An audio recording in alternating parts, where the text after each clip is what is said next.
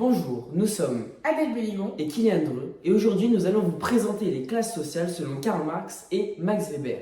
Dans le cadre de notre chapitre de SES de Terminale, comment est structurée la société française. Dans cette vidéo, nous analyserons les personnages de Karl Marx et de Weber grâce à deux courtes biographies. Par la suite, nous étudierons la théorie des classes sociales selon Karl Marx ainsi que la théorie de la stratification des groupes sociaux selon Max Weber. Ensuite, nous analyserons les relations entre groupes sociaux et les relations entre classes sociales. Nous pourrons également distinguer une classe en soi et une classe pour soi afin d'examiner leurs différences. Ensuite, nous analyserons deux citations des deux personnages afin de mieux comprendre leur point de vue. En effet, Karl Marx, né le 5 mai 1818 à Trèves en Allemagne, était un philosophe, économiste et sociologue. Il est surtout connu pour sa critique du capitalisme et sa théorie du communisme, exprimée dans des œuvres comme Le Capital et le Manifeste du Parti communiste, coécrit avec Friedrich Engels. Après avoir vécu en exil dans plusieurs pays, il s'installe à Londres en 1849. Marx est finalement décédé le 14 mars 1883. Son influence perdure dans les domaines de sa politique, de l'économie et de la sociologie. Les pensées de Karl Marx sont d'autant plus paradoxales car il n'était pas fils de prolétaire mais fils d'avocat protestant, alors que d'après Marx, la religion est l'opium du peuple. Max Weber est né le 21 avril 1864 et mort le 14 juin 1920. C'est un économiste et sociologue allemand originellement formé en droit. Une classe sociale est définie comme un ensemble d'individus caractérisés par la place qu'ils occupent dans le système productif. On peut en caractériser principalement deux. Les classes des prolétaires et les classes des capitalistes. Mais qu'est-ce qu'une classe des prolétaires ? Une classe des prolétaires est les exploités. D'après Marx, cela désigne l'ensemble des travailleurs qui ne possèdent pas de moyens de production et qui, pour vivre, ont besoin de vendre leur force de travail. En effet, ces exploités n'ont pour richesse que leurs enfants. On dit que cette classe n'a rien. Mais Kylian, qu'est-ce que la classe des capitalistes ?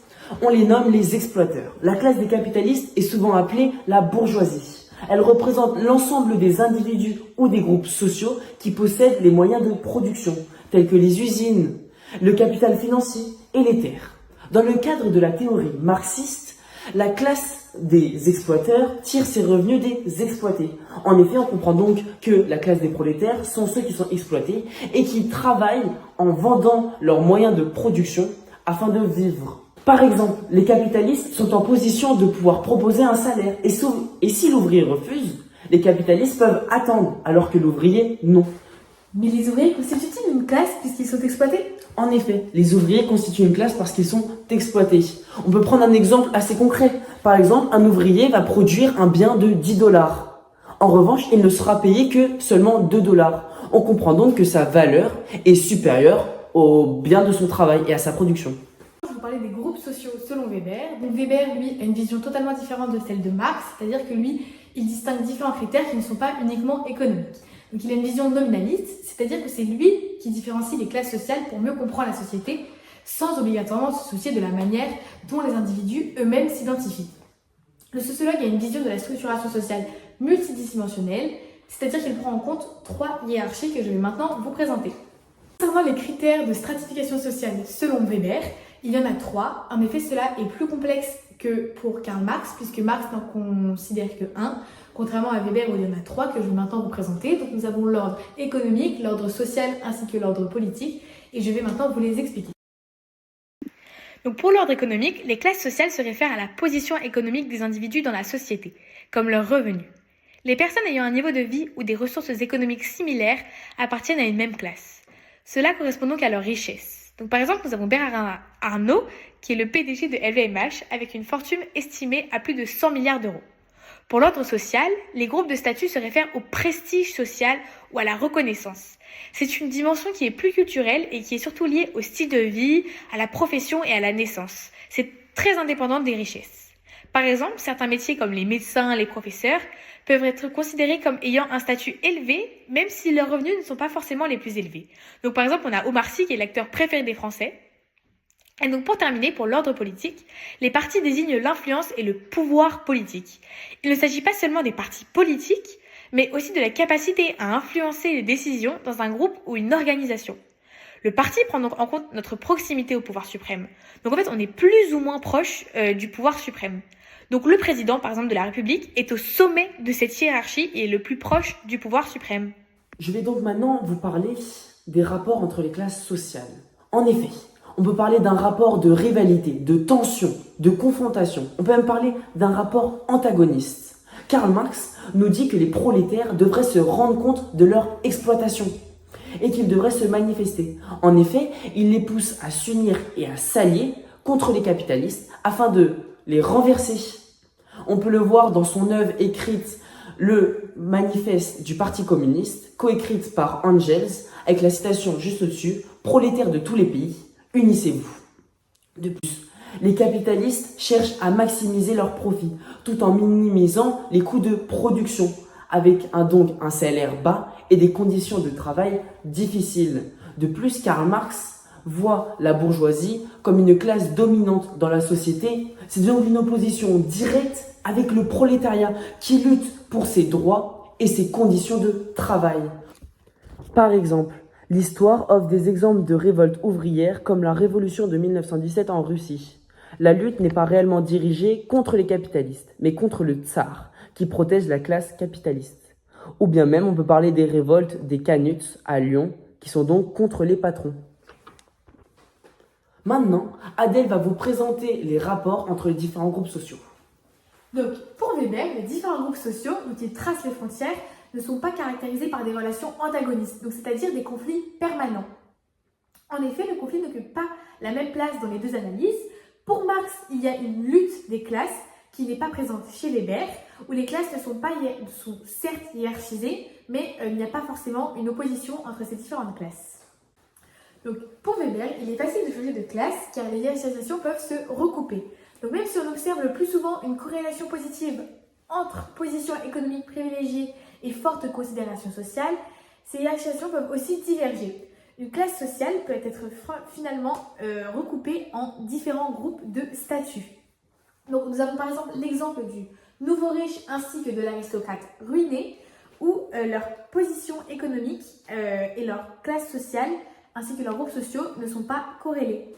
Mais Adèle, qu'est-ce qui s'oppose à cette vision nominaliste? Donc s'oppose à cette vision nominaliste Marx avec une vision déterministe des classes. Il procède à une démarche réaliste. Pour lui, il n'y a pas de mobilité sociale et lorsque par exemple on est prolétaire, eh bien on meurt prolétaire. Ou quand on est bourgeois, on meurt bourgeois tout simplement. Mais Kylian, qu'est-ce qui distingue classe en soi et classe pour soi? Une classe en soi, c'est une classe qui existe de fait, c'est-à-dire objectivement. En effet, les individus de cette classe ont des interactions entre eux. Cependant, ils n'ont pas pris conscience de leur appartenance commune. Alors qu'une classe pour soi, c'est une classe où les individus ont pris conscience de leur appartenance commune et de leurs propres intérêts qui sont antagonistes à ceux des autres. Donc Marx distingue ces deux types de classes. Dans le marxisme, c'est la classe pour soi qui a beaucoup plus d'intérêt que la classe en soi. Pourquoi? Car c'est la conscience de classe qui amène à la lutte des classes sociales et donc au changement social. Par exemple, lorsqu'un ouvrier nous dit « je suis un ouvrier », il n'a pas pris conscience de son appartenance commune aux autres. En revanche, lorsqu'un ouvrier nous dit « je suis de la classe ouvrière », il distingue une solidarité entre les ouvriers. C'est ça la classe pour soi. Maintenant, on va terminer cette vidéo par des petites citations que nous avons trouvées qui pour nous illustrent le mieux leur façon de penser. Donc pour Marx, la situation qu'on a préférée est: ce n'est pas la conscience des hommes qui détermine leur existence, mais au contraire, leur existence sociale qui détermine leur conscience. C'est-à-dire que c'est la place sociale qui lui donne les idées. Ce ne sont pas les idées des gens qui font qu'ils ont une place dans la société, mais c'est la place dans la société qui te donne tes idées. Si tu es fils de bourgeois, tu as des idées de bourgeois. Et si tu es fils de prolétaire, tu as donc des idées de prolétaire. Un ouvrier est forcément de gauche pour lui. Ce ne sont donc les conditions de vie qui déterminent les idées. Mais également, ce sont les conditions matérielles qui déterminent l'immatériel. Pour Marx, un fils d'ouvrier qui veut devenir patron est une exception. On peut retrouver une autre citation très importante, défendant les idéologies de Marx. Le moulin à brin vous donnera la société avec le suzerain, et le moulin à vapeur, le capitalisme industriel. Ici, on est au niveau de la société, alors que celle précédente, au niveau d'un individu. Son point de vue marche pour tout. Et pour Weber, la citation qui nous a le plus marqué est: Weber affirme dans Economy and Society de 1922 qu'une classe est un groupe de personnes ayant en commun une composante spécifique de leur sort économique. Cette composante est représentée sous la forme d'intérêts de classe similaires et implique que leurs chances de vie sont déterminées par les pouvoirs d'accès aux biens, aux revenus et à la position sociale.